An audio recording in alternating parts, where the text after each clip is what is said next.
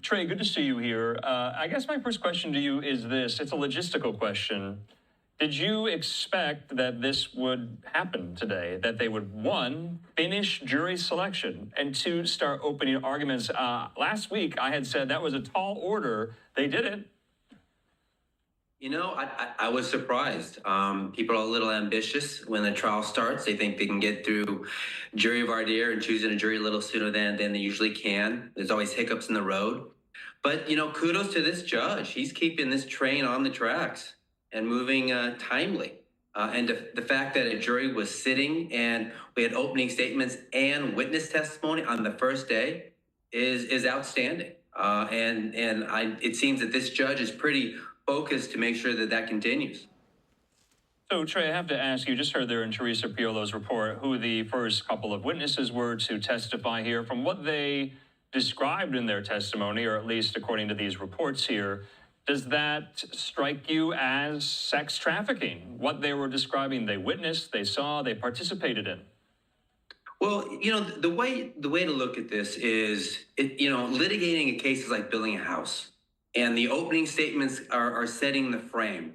And the goal is every witness, every piece of evidence that comes in kind of fills this house, to be built to completion. So I don't know if in and of itself, these two witnesses, you could undefinably say that, there's sex trafficking, but they're meant to be a piece in the puzzle. For example, Flores was there to lay the foundation for that video that shows violence and an assault. And then his personal, witnessing of Cassie there in the corner, shaken, and Diddy telling her not to leave, and Diddy trying to be aggressive and get the cell phones because he thought it was being filmed. This kind of shows and supports the government's position that he's violent, that he's instructing people what to do, he's aggressive. And then we have, the next witness, which is the sex worker, who is putting another piece of the puzzle together, the first evidence of the freak-offs.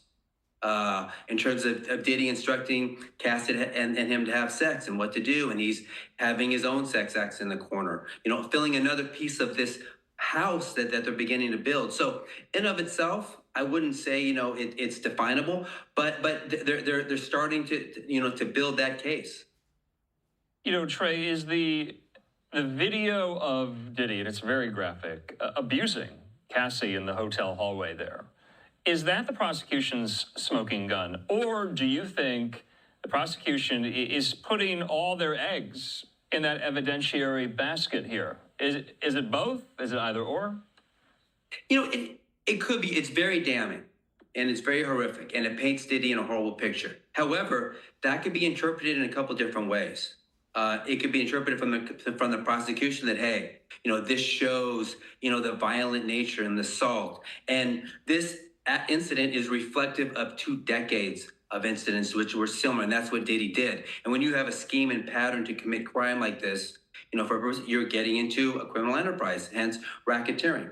But the defense can look at it differently and say, hey, this video shows a domestic abuse, a violent assault, between a romantic couple who've been dating for a decade, and over private moments. So, either side can kind of characterize it towards their way.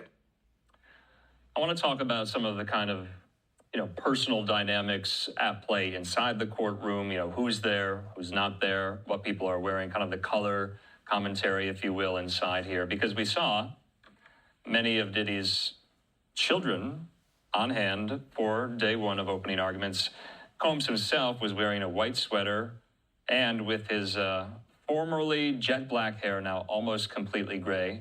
He entered the courtroom shortly before 9 a.m. He hugged his lawyers. He gave a thumbs up to his supporters seated there. Earlier in the morning, according to the Associated Press, a line to get into the courthouse stretched all the way down the block. Combs' mother and, like I said, some of his children, as you were just looking at there, were escorted past the crowd and brought straight into the building. I don't want to go so far as to say this is a circus, but it definitely has the makings of one, does it not, Trey?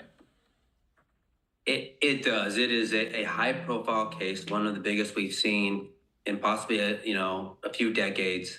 And the family is there. And perception is important. The way the family is dressing, the way Diddy is dressing, the jury notices everything. And everybody wants to be a part of this. There is an amazing public attention to this case. Day by day by day, for over a year, we've been in tune to this case. Getting updates, and now that the trial is starting, everybody's mesmerized by it. So it has all of those elements, and people want to be part of it. But what Diddy's lawyers are telling him is, no matter what you do, remember the jury's staring at you. So always, be on your best conduct, be on your best behavior. You are an innocent man whose private life has been invaded by the government. That's what we need to depict you as.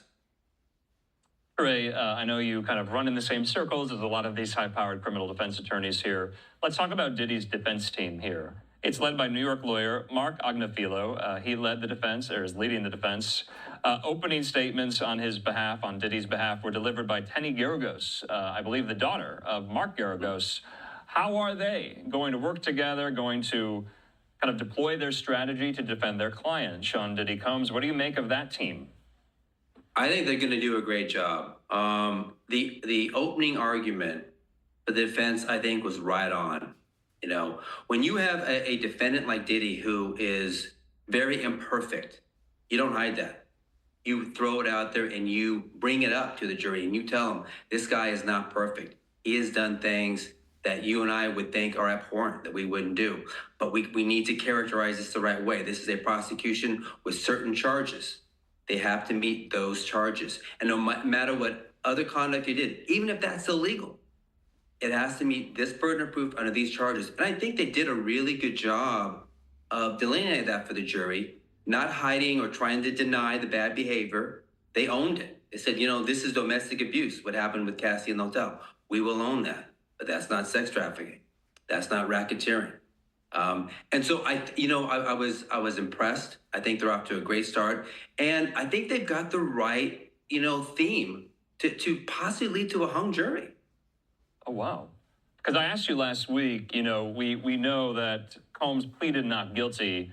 There's been no plea deal that's been agreed to, and I had asked you last week whether or not you anticipate maybe in the duration of the trial, maybe midway, that Diddy and his team would agree to some type of plea deal. And you said to me last week, anything can happen. And now you're making that prediction. I mean, that's quite the prediction, Trey. Well, here's the thing, and I may mention this last week as well. There's over 60 civil lawsuits filed, which means there's over 60 plus victims out there. Yet we have 4 in this criminal trial. To me, that's very telling. Why aren't there more victim witnesses? And what that means is that the primary the witnesses are going to be the victims and a smaller number for the defense to deal with. So if they can focus on the cross-examinations, on challenging their memory, on challenging their credibility, on challenging their motive, it's a smaller selection of witnesses to be able to successfully cross-examine. And when you have that, and you can really have this theme that this is a guy that has a lavish lifestyle. He's a swinger. He does sex parties that most of us wouldn't think of, but he's not crossing the line, and there's nothing there to suggest that he is. The prosecution is way beyond the pale on that. And if they can get one juror to believe them or suggest, kind of a nasty guy, but maybe this quite isn't illegal. Trey, I'm not a lawyer, obviously, but I've covered a lot of trials. The last major racketeering case we covered here on LiveNOW was in Atlanta, and it was the Young Thug trial. And I learned that racketeering is quite ambitious for prosecutors to bring because it is so difficult to prove. You have to prove, in Diddy's case now, that he is the head of the octopus, and he's also the tentacles downward, kind of organizing this entire enterprise, this entire conglomerate. And to your point, the prosecution is only going to call 4 of these alleged victims here. You would imagine in the spirit of racketeering, to your point, would have scores of victims ready to testify against the defendant, i.e. Diddy here. That's not going to happen. The racketeering itself, how difficult is that to get a guilty verdict? It's very difficult. And the telling thing here is, by definition, as you pointed out, Andrew, racketeering is a conspiracy with 2 or more people to commit 2 or more criminal acts. Well, they've got one defendant, which is kind of unusual for a racketeering conspiracy allegation.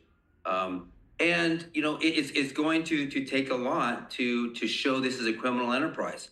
You've got willing participants, at least from the defense side, people that are going to these freak out parties, getting paid, purportedly, consenting to it.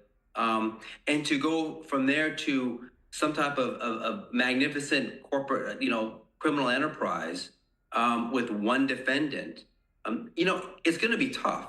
The people kind of overlook that fact because you can show, individual instances of crime or of things like this, but they're not fitting in with the particular conspiracy or the sex trafficking at issue. So I think this can be very challenging.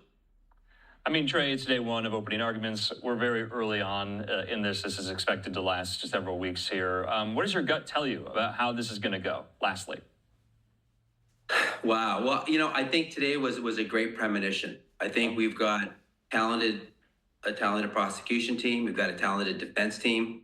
Each side is buried in, and it could be a fine line, Andrew. It could be a fine line between sex trafficking and just aggressive, a sexual lifestyle.